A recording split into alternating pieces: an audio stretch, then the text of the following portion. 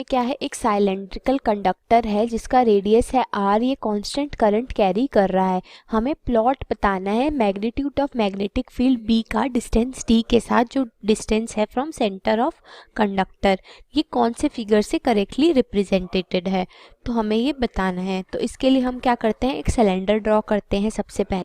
तो देखो ये हमारा सिलेंडर आ गया। अब सबसे पहले हम क्या करते हैं, हम इनसाइड का केस कंसिडर करते हैं, इस सिलेंडर के अंदर का केस, यानी हम रेडी आर जो लेते हैं वो लेस देन आर लेते हैं। तो उसके लिए हम एम्पियर सर्किटल लॉ लगाएंगे। उसके लिए हमें एक एम्पियर लूप डिसाइड करना पड़ेगा। तो यहाँ पे हमें के circular loop inside the cylinder decide करते हैं जिसका रेडियस है स्मॉल आर, और ये हमारे सिलेंडर का रेडियस कितना है, कैपिटल आर। ये पूरा इसके अंदर क्या है, आई करंट फ्लो कर रहा है कांस्टेंट।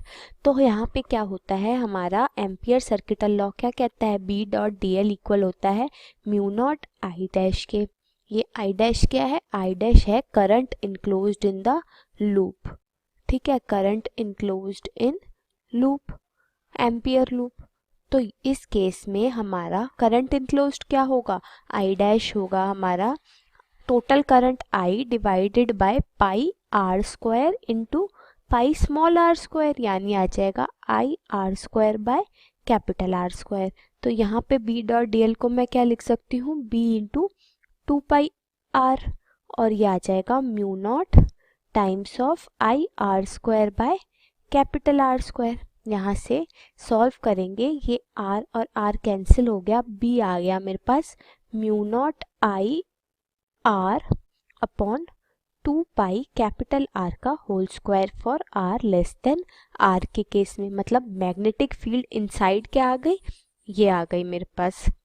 अब मैं क्या करती हूँ, मैं आउटसाइड का केस देख लेती हूँ। आउटसाइड के केस के लिए क्या होगा, मेरा जो r होगा एम्पियर लूप का रेडियस वो बड़ा होना चाहिए किससे, कैपिटल आर से। आर जो होगा वो ग्रेटर होगा कैपिटल आर से। तो ये लिख देते हैं। ठीक है, अब देखिए अगेन मैं क्या करती हूँ, एक एम्पियर लूप ड्रॉ कर लेती हूँ। इस केस में मैं सपोज ये मेरा है सर्कुलर एम्पियर लूप। ठीक है, इसका रेडियस क्या बोलती हूँ मैं, ये कैप आर बोलती हूँ इसका रेडियस। अब तो यहाँ से ये क्या होगा, करंट इनक्लोज क्या आएगा इस केस में, ये लूप पूरा करंट इनक्लोज कर रहा है जितना मेरा सिलेंडर में है। तो हमारा आई डैश क्या आएगा, आई के इक्वल आ जाएगा। अगेन मैं एम्पियर सर्किटल लॉ लगाऊं तो वो क्या कहेगा, बी डॉट डी एल मेरा इक्वल होगा म्यू नॉट आई के। आई डैश आई है क्योंकि, तो यहाँ से b into two pi R आ जाएगा म्यू नॉट आई, या मैं b को लिख सकती हूँ mu not I divided by 2 pi R. तो इस केस में मेरा मैग्नेटिक फील्ड आ गया inversely proportional to distance R. ठीक है, जो कि मैंने d लिख रखा है क्वेश्चन में, हमें इस डिस्टेंस को d बोला है, तो हम लोग r को d से रिप्लेस कर देते हैं। डिस्टेंस फ्रॉम द सेंटर क्या है, d है। तो ये क्या आ जाएगा हमारा, d less than r mu not I d, या हम इसे r ही रहने देते हैं। नीचे हम एक स्टेटमेंट मेंशन कर देते हैं कि हमारा जो r क्या है वो है हमारा d। ठीक है, ऐसी स्टेटमेंट लिख देते हैं। आपकी समझ तो आई गया, मेन चीज होती है कंसेप्ट, वो तो क्लियर है। ठीक है, तो यहाँ से ये हम लिख देते हैं यहाँ पे, सिंस r जो है इज इक्वल्स टू d है, तो b for r less than r है हमारी mu not I D upon 2 pi d is equals to r, ऐसे लिख देते हैं 2 पाई कैपिटल R स्क्वायर, और r ग्रेटर देन r के लिए है b हमारी mu not I divided by 2 pi d। ठीक है, अब इन दोनों केस से क्या पता लग रहा है, हमें पता लग रहा है कि जब अंदर है हम सिलेंडर के तो मैग्नेटिक फील्ड क्या है, डायरेक्टली प्रोपोर्शनल है d के। अब फिगर देखते हैं हम, ग्राफ्स जो हमारे हैं। डायरेक्टली प्रोपोर्शनल से किस किस केस में है, फर्स्ट या फोर्थ। तो मतलब इससे हमें पता लग गया कि सेकंड और थर्ड ऑप्शन तो हमारा गलत है फॉर श्योर, क्योंकि ना अंदर बी जीरो है ना कांस्टेंट है, ये आर पे डायरेक्टली प्रोपोर्शनल है। अब बाहर चलते हैं, बाहर पे क्या है, बिफोर कोलिजन हो गया। आफ्टर कोलिजन क्या हो रहा है, आफ्टर कोलिजन हमें बताना है कि क्या होगा। अब हम मानते हैं कि कोलिजन के बाद जो 4m वाली बॉडी है वो क्या कर रही है, वो हमारी v1 स्पीड से मूव कर रही है, और 2m वाली बॉडी v2 स्पीड से मूव कर रही है। ये हमारी आफ्टर कोलिजन का केस हो गया, ये कोलिजन। ठीक है, अब हमें पता है कि इलास्टिक कोलिजन है तो ये कंजर्वेशन ऑफ मोमेंटम और कंजर्वेशन ऑफ काइनेटिक एनर्जी को फॉलो करेगा। तो पहले हम मोमेंटम कंजर्व करवा लेते हैं। उससे क्या होगा, उससे होगा हमारा 4, देखो ए का मोमेंटम क्या है 4mu, बी का रेस्ट पे है तो बी का कोई मोमेंटम नहीं है, इनिशियल मोमेंटम 4mu आ गया। फाइनली ये किसके इक्वल होगा, 4mv1 प्लस 2mv2 के। तो इस इक्वेशन से क्या आ गया, हमारे पास आ गया 2u इक्वल होगा 2v1 प्लस v2 के। ये एक हमारी फर्स्ट इक्वेशन आ गई। अब हम क्या करते हैं, हम काइनेटिक एनर्जी को कंजर्व करते हैं, कंजर्वेशन करते हैं। तो उसमें क्या होता है, काइनेटिक एनर्जी कंजर्वेशन से हाफ m क्या है 4m u square equal plus इसकी क्या काइनेटिक एनर्जी है 0 है, तो इनिशियल काइनेटिक एनर्जी हमारी ये आ गई, ये इक्वल होगी किसके, फाइनल काइनेटिक एनर्जी के, जो कि है half 4m v1 square plus half of 2m v2 square के। ठीक है, ये हमारी आ गई सेकंड इक्वेशन। इसे सिंप्लीफाइड फॉर्म में लिख देती हूँ मैं, तो ये क्या आ जाएगा 2u स्क्वायर इक्वल हो जाएगा 2v1 square plus v2 square, ये आ जाएगी हमारी सेकंड इक्वेशन। ठीक है, दो इक्वेशंस आ गई हमारे पास, हमें इन इक्वेशंस को सॉल्व करके क्या v1 और v2 की वैल्यू निकालनी है। तो वो कैसे निकलेगी, अब देखिए एसेंट्रिसिटी E क्या होती है, ये होती है velocity of separation minus velocity of approach. यानी ये कितनी हो गई, वेलोसिटी ऑफ सेपरेशन क्या है हमारी, ये है हमारी v1 minus v2 upon velocity of approach क्या है, हम ये ले रहे हैं हमारी 0 माइनस u। ठीक है, इलास्टिक कोलिजन के केस में E क्या होता है 1 होता है, तो ये 1 के इक्वल आ गई, यानी एक इक्वेशन हमारी ये आ गई। ठीक है, इस इक्वेशन से मैं v1 को क्या लिख सकती हूँ, लिख सकती हूँ माइनस, या मैं v2 को v1 को मैं लिख सकती हूँ, v2 निकाल लेते हैं, v2 हो गया मेरा u प्लस v1। ठीक है, इसको मैं फर्स्ट इक्वेशन में सब्स्टिट्यूट कर देती हूँ इसमें v2 की वैल्यू को, तो क्या आ गया 2u आ गया 2v1 plus u plus v1। तो यहाँ से मेरा u क्या आ गया, u आ गया 3v1, या और v1 की वैल्यू आ गई मेरी u बाय 3। अब इस v1 की वैल्यू को मैं v2 में पुट करूं तो v2 क्या आ गया u plus v1, u plus u by 3 यानी 4u बाय 3। तो मेरे पास क्या आ गया u1 और v1 और v2 की वैल्यू आ गई, कोलिजन के बाद किस स्पीड से मूव कर रहा है। हमें क्वेश्चन में बोला है हमें निकालनी है fraction of energy lost, fraction of energy lost by A. तो वो कितनी होगी, वो होगी हमारी initial energy of A, kinetic energy initial of A minus loss कर रहा है वो एनर्जी को, मतलब final energy, kinetic energy of A final. ठीक है, के ऐसे लिखते हैं इसे, sorry, K E of initial of A और K E of A final. ठीक है, इसको हम डिवाइड करें किससे, kinetic energy of A initial से, तो ये क्या आएगा, इनिशियल काइनेटिक एनर्जी क्या थी, हाफ मास क्या है ए का मास है 4m, half 4m u square. ठीक है, माइनस फाइनल क्या है, हाफ 4m, v1 क्या है, u/3 है, u/3 का होल स्क्वायर क्या आएगा, u²/3², मतलब u²/9। डिवाइड करें हम किससे, इनिशियल काइनेटिक एनर्जी जो कि है हाफ 4m⁴, ठीक है। इसको सॉल्व करूंगी तो मैं देखो हाफ हाफ और ये हाफ तो कैंसिल हो गया, 4m 4m 4m भी कैंसिल हो गया, u² भी कैंसिल हो गया।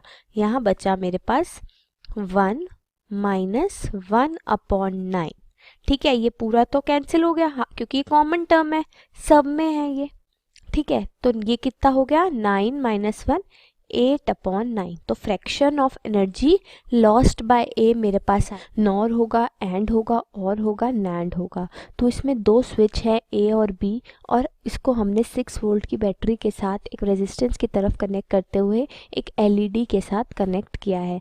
तो हमारा क्या क्या केसेस पॉसिबल हैं। पहला केस ये पॉसिबल है कि हम क्या कर दें, हम ए को ऑफ कर, स्विच ऑन कर दें, ए वाला स्विच ऑन कर दें, यानी ए बी और आउटपुट लिखते हैं हम यहाँ पे, ठीक है। ए को हम ऑन कर दें, ए का हम 1 हो जाएगा ऑन स्टेट में और बी हमारा 0 होगा।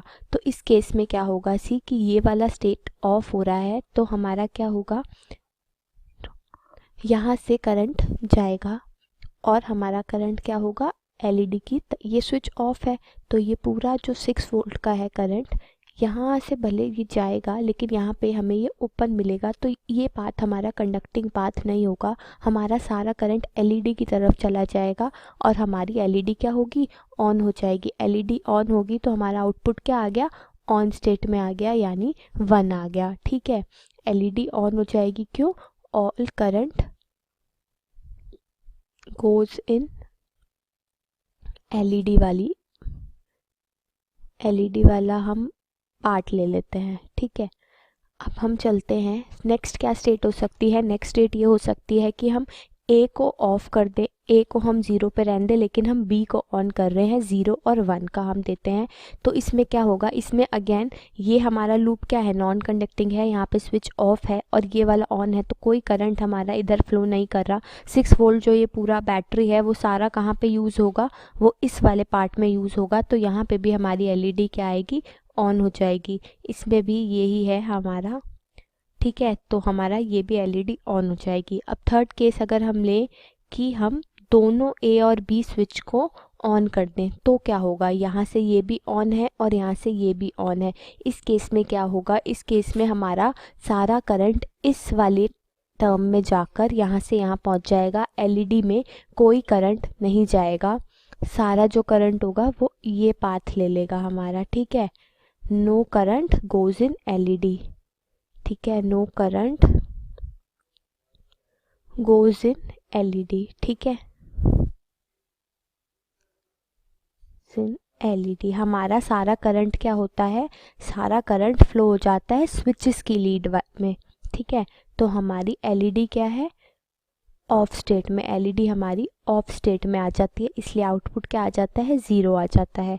अब लास्ट केस क्या पॉसिबल है, लास्ट केस है कि मैं ए को भी ऑफ कर दूं, 0 कर दूं मतलब, और बी को भी 0 कर दूं। तो अगेन क्या होगा, अगेन इस केस में भी इस तरफ हमारी इस लीड में कोई करंट फ्लो नहीं करेगा, सारा करंट एलईडी में फ्लो कर जाएगा, तो हमारा आउटपुट यहाँ पे भी 1 आ जाएगा। इसमें भी हम लिख सकते हैं all current goes in LED, ठीक है। तो इस वाले पार्ट में अब ये हमसे आ गया। अब हम इसका ट्रुथ टेबल देखें तो क्या आ रहा है, 0 0 1 1 0 1 0 1 1 और 1 1 0। तो ये ट्रुथ टेबल किस वाले गेट को सेटिस्फाई कर रहा है, ये ट्रुथ टेबल हम देखें तो नैंड गेट का ट्रुथ टेबल आ रहा है। नैंड गेट में यही होता है ना, नॉट एंड, मतलब एंड करते अगर हम 0 0 को तो 0 आता, लेकिन नॉट एंड इसलिए 1 आया। सिमिलरली बाकी चार पार्ट में भी है। तो हमारा ये फिगर कौन सा गेट रिप्रेजेंट कर रही है, ये फिगर हमारा नैंड गेट रिप्रेजेंट कर रही है। तो हमारा फोर्थ ऑप्शन जो है नैंड गेट वो सही हो गया, ठीक है। हम यहाँ पे लिख देते हैं फोर्थ ऑप्शन इस हॉरिजॉन्टल के साथ। ये जो प्लेन है ये x1 डिस्टेंस तक ट्रेवल कर सकता है, ठीक है।